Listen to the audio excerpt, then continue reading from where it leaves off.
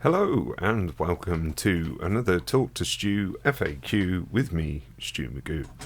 And in this FAQ video, we are going to be answering the very important question of what do I need to tell the DWP when it comes to going abroad?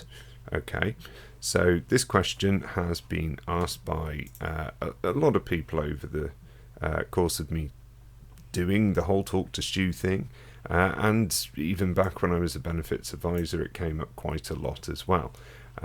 There's a lot of reasons for going abroad. It might be that you're going on holiday for a short spell. It might be that you're visiting family who live in a different country. It might be that you're going abroad for some kind of medical treatment, those kind of things. It might even be that you're going abroad for a job interview or to do some work, very short period of work. So what benefits can you continue to claim? And when should you inform the DWP? So stick with me and I'll get right into answering those questions. But first of all, as always, don't forget to like, share, and of course subscribe. And if you want to join in with the live Q&A shows that we do, plus the upcoming podcasts and things like that, click that notification bell too.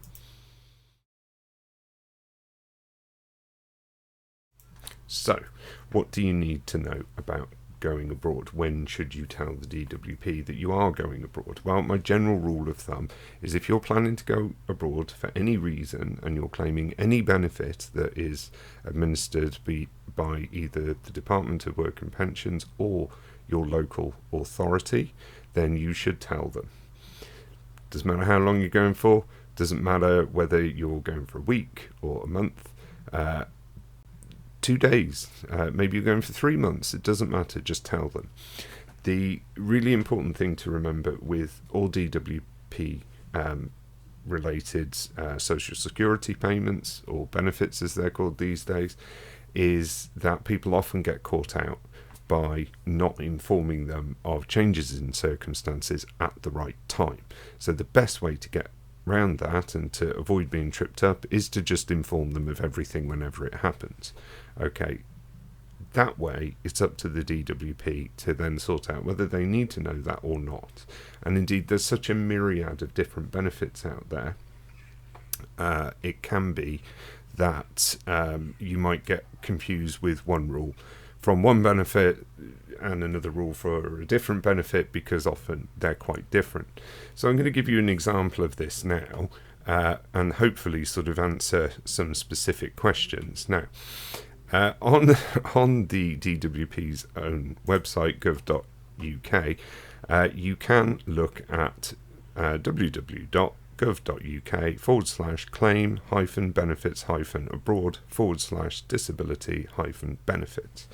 Okay, and that will give you an idea of the disability benefits. Now, obviously, this is a channel that's primarily aimed at people who are disabled and having to claim disability benefits, so I thought I'd start with this one.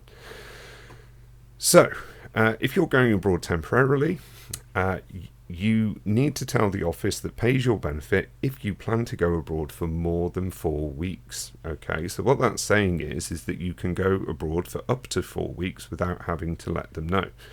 Okay, so very recently this year, as most people who follow my channel know, I claimed personal independence payment and I went on holiday for a week. I didn't let them know.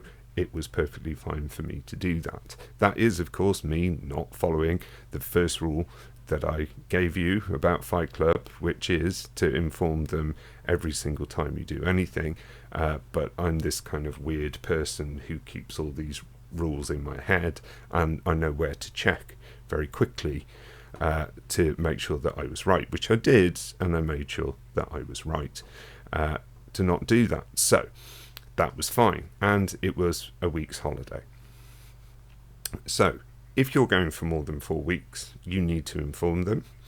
You can claim the following benefits if you're going abroad for up to 13 weeks and or 26 weeks if it's medical treatment, and they are attendance allowance, disability living allowance for adults, there's not many people on that still, and personal independence payment.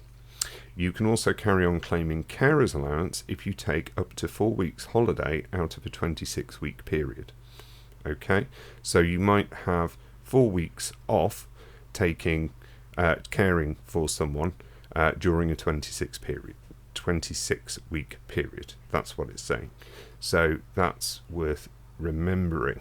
Okay, now illness and injury benefits, they're next on my list because, of course, again, most people who are, well, not most people, but a lot of people who are claiming disability benefits are also unable to work, and they may be on illness or injury benefits. So what's the rules there? Well, you can get SSP if you're eligible for it, and either of the following apply. You work for a UK employer in the European Economic Area, the EEA, or Switzerland, or you work outside the EEA and your employer pays national insurance contributions for you, and you get SSP from your employer. So you would need to, so you can continue to get SSP if you're going abroad and all of those criteria are met. Now, employment support allowance. This is one of the big ones for a lot of my viewers. So you can get ESA for up to 4 weeks if you go abroad. Talk to your local job centre plus before you go. Okay, so they are saying there that you must inform them. Okay, so if you're going abroad for more than 4 weeks but less than a year, tell your local job centre plus if you're going abroad for more than 4 weeks. So in both situations, tell the job centre before you go. You can carry on getting contribution-based ESA for up to 26 weeks if you're going abroad for medical treatment for yourself or your child. It does not matter which country you go to. Now, if you're going abroad for more than a year, you may get contributory-based ESA in the EEA or Switzerland area if you are eligible for ESA, have paid enough contributions under national insurance and are covered by the withdrawal agreement. And there's a link in there that you can click to find out if that is the case. Industrial injuries disablement benefit. You can still get that abroad, and you need to contact the office that deals with the benefit if you're still in the UK, or the International Pension Centre if you're already living abroad, and they provide the phone numbers for those. So, yeah, generally speaking, if you're on ESA and you're thinking of going abroad on holiday for a bit for whatever reason, or, you know, maybe some other reason, just let them know. That's the general rule of thumb. When in doubt, phone them. Okay, you'll be stuck on the phone, probably on hold for quite a while, so, you know, make a cup of tea before you set about doing that, and ideally, if you've got speakerphone, put it on speakerphone, and, you know, get a book to read, newspaper, something like that, settle yourself in. You can also get maternity and childcare benefits, which work in a very similar way to the statutory sick pay. So that is pretty much based on what your employer is okay with, and also if you are within an EEA country or Switzerland, and also if you outside of that area, such as Barbados, Bosnia and Herzegovina, Channel Islands, Gibraltar, Israel, Kosovo, Macedonia, Montenegro, Serbia and Turkey. So there you go. And you may also qualify for child-related benefits, but again, it's really important to let them know. And of course, the other thing is universal credit. So most people who follow this channel who have a disability or are claiming the new version of employment support allowance, which is provided under universal credit, not to be confused with new style ESA, which is also known as contributory ESA. So universal credit, if you go abroad, you can continue to get universal credit for 1 month only, and you must be eligible for universal credit when you're going abroad, remain eligible for it while you're abroad, and you must tell your work coach that you are going. So that means if you are on universal credit, whatever the circumstances for going abroad, you must tell them that you're going. Okay? even if you are going for medical treatment or whatever it is, tell them. So the takeaway from this is, I'm going abroad, should I tell the DWP? The answer is yes. But what if it doesn't matter? Yes. Okay, so just tell them. If you're going abroad, tell them. Okay, so thanks for watching this FAQ video, bit of a short one today. Like I say, we'll be pulling out some more videos in the very near future. We'll be doing the podcasts, videocast type thing, the Becky and Stu show. I'll do some more benefits videos probably, like this. And yeah, if you've got questions on health and social care as well, we're looking into doing some more things like that.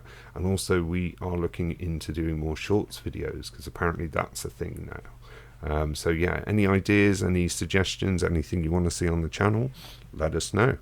And yeah, thanks very much for watching, and hopefully see you all again very, very soon.